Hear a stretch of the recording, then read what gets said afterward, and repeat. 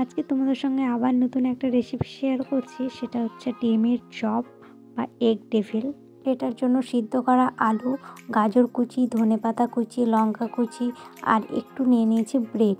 সেটাকে ভালোভাবে মাখিয়ে তেলটা যখন গরম হয়ে যাবে তারপরে আস্তে করে দিয়ে দিতে হবে ওই সেদ্ধ করা আলুটাকে।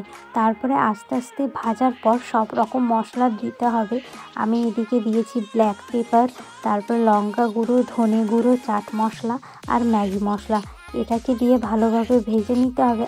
আর হ্যাঁ, যখন নামাবে তারপরে দিয়ে দিবে, আমি একটু সোয়া সসও দিয়েছি।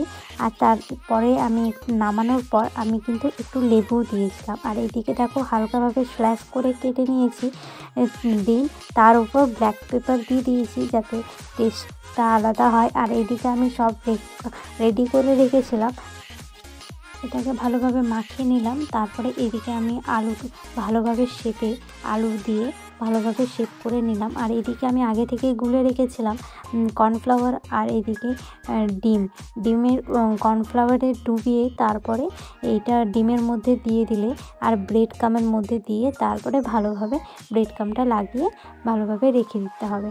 সব আস্তে আস্তে একবারেই সব করে নেবে, তারপরে ভাজতে যাবে, তাহলে তোমাদের সুবিধা হবে।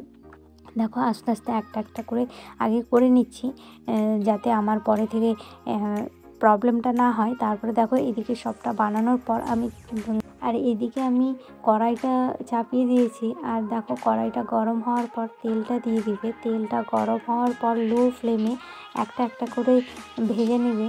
লো ফ্লেমে, হাই ফ্লেম দিলে জিনিসটা পুড়ে যাবে কিন্তু খেতে ভালো লাগবে না, ওই কারণে লো ফ্লেমে এগুলো ভাজতে হয়।